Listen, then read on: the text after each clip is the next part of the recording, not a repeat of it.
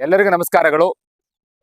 ಕಲಬುರಗಿಯ ನಮ್ಮ ಕಲ್ಯಾಣ ಕರ್ನಾಟಕ ಭಾಗದಲ್ಲಿ ಕಲ್ಯಾಣ ಕರ್ನಾಟಕ ಚಲನ್ ಅಲ್ಲಿನ ಸಂಪಾದಕರಾದ ಮಲ್ಲಿಕಾರ್ಜುನ್ ಪಗಡಿಯವರು ಹಲವಾರು ವರ್ಷಗಳಿಂದ ರಾಜ್ಯದಲ್ಲಿ ಮತ್ತೆ ದೇಶದಲ್ಲಿ ಮತ್ತೆ ಕಲಬುರಗಿ ಜಿಲ್ಲೆಯಲ್ಲಿ ನಡೆತಕ್ಕಂಥ ವಿದ್ಯಮಾನಗಳ ಬಗ್ಗೆ, ಅವ್ಯವಹಾರಗಳ ಬಗ್ಗೆ, ಅಕ್ರಮಗಳ ಬಗ್ಗೆ ನಿರಂತರವಾಗಿ ಅಧಿಕಾರಿಗಳ ಮತ್ತು ಜನಪ್ರತಿನಿಧಿಗಳ ಕಣ್ಣನ್ನು ತೆರೆಸ್ತಾ ಇದ್ದಾರೆ. ಹಲವಾರು ಕೆಲಸಗಳನ್ನ, ಅಕ್ರಮ ನಡೆದಂತ ಕೆಲಸಗಳನ್ನ ಅವರ ಅಧಿಕಾರಿಗಳ ಗಮನಕ್ಕೆ ತಂದು ಸರಿಪಡಿಸುವ ಕೆಲಸವನ್ನು ಕಲ್ಯಾಣ ಕರ್ನಾಟಕ ಚಲನ್ ಮಾಡ್ತಾ ಬಂದಿದೆ. ಅದಕ್ಕೆ ನಾನು ಮೊದಲು ಅಭಿನಂದನೆ ಸಲ್ಲಿಸ್ತೇನೆ.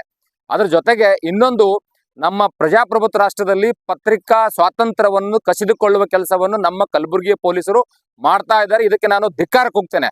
ಇದೇ ನಮ್ಮ ಮಲ್ಲಿಕಾರ್ಜುನ್ ಪಗಡಿಯವರ ಮೇಲೆ ಒಂದು ಸುಳ್ಳು FIR ಎಕ್ಸ್ಟ್ರಾಕ್ಷನ್ ಕೇಸನ್ನ ದಾಖಲು ಮಾಡಿದ್ದಾರೆ. ಅದು ಏನಂದ್ರೆ, ಬೇಲೂರು ಕ್ರಾಸ್ ಅಲ್ಲಿ ಮಾಡ್ತಕ್ಕಿರ್ತ ಒಂದು ಕಳಪೆ ಕಾಮಗಾರಿಯ ಬಗ್ಗೆ ಸುದ್ದಿ ಮಾಡಿ ಜನಪ್ರತಿನಿಧಿಗಳ ಅಕ್ರಮಗಳನ್ನು ಜನರಿಗೆ ತೋರಿಸುವ ಕೆಲಸ ಮಾಡಿದಂತ ಒಬ್ಬ ಪತ್ರಿಕಾ ಮಿತ್ರನ ಮೇಲೆ FIR ಮಾಡಿದ್ದು ನಾನು ಮೊದಲು ಖಂಡಿಸ್ತೇನೆ. ಇದು ಸಂವಿಧಾನದ ವಿರೋಧಿ ನಡಿ ಅಂತ ಪೊಲೀಸರು ಅನುಸರಿಸಿದ್ದಾರೆ.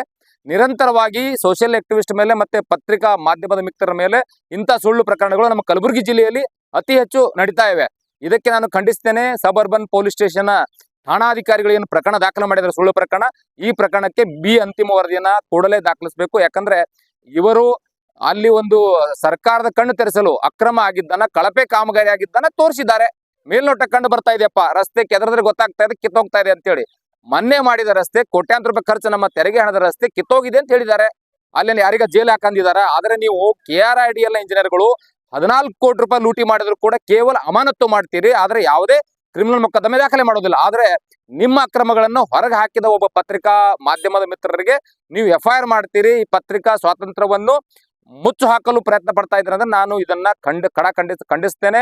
ಮಲ್ಲಿಕಾರ್ಜುನ್ ಪಗಡಿಯವರ ಜೊತೆ ನಾವೆಲ್ಲರೂ ಇದ್ದೇವೆ. ನೋಡಿ, ಸಂವಿಧಾನ ಡಾಕ್ಟರ್ ಬಾಬಾ ಸಾಹೇಬ್ ಅಂಬೇಡ್ಕರ್ ಅವರು ಎಲ್ಲರಿಗೆ ಸಂವಿಧಾನದಲ್ಲಿ ಹಕ್ಕನ್ನು ಕೊಟ್ಟಿದ್ದಾರೆ. ಅದೇ ಮೂಲಭೂತ ಹಕ್ಕಿನಲ್ಲಿ ಪತ್ರಿಕಾ ಸ್ವಾತಂತ್ರ್ಯ ಕೂಡ ಬರುತ್ತೆ. ಇವರು ತಮ್ಮ ಕೆಲಸವನ್ನು ಮಾಡಿದ್ದಾರೆ. ಸರ್ಕಾರದ ಕಣ್ಣು ಕೆಲಸ ಮತ್ತೆ ಅಧಿಕಾರಿಗಳ ಕಣ್ಣು ತೆರೆಸುವ ಕೆಲಸವನ್ನು ಮಾಡ್ತಿದ್ರೆ ನೀವು ಅವರ ಮೇಲೆ ಒಂದು ಪ್ರಕರಣವನ್ನು ದಾಖಲೆ ಮಾಡಿ. ಅದು ಯಾರಿಂದ ಅಂದ್ರೆ, ಆ ಕಳಪೆ ಕಾಮಗಾರ ಮಾಡಿರುವ ಭ್ರಷ್ಟ ಗುತ್ತಿಗೆದಾರರಿಂದ ಒಂದು ಪ್ರಕರಣ ದಾಖಲೆ ಮಾಡ್ತೀರಿ. ಈ ಪ್ರಕರಣ ದಾಖಲೆ ಮಾಡ್ಬೇಕಾದ್ರೆ ಹಲವಾರು ದಾಖಲೆಗಳನ್ನು ನೋಡ್ಬೇಕಾಗತ್ತೆ. ಅಲ್ಲಿರ್ತಕ್ಕಂಥ ಠಾಣಾಧಿಕಾರಿಗಳೇನು ಪ್ರಕರಣ ದಾಖಲೆ ಮಾಡಿದರೆ ಅದನ್ನ ನಾನು ಖಂಡಿಸ್ತೇನೆ.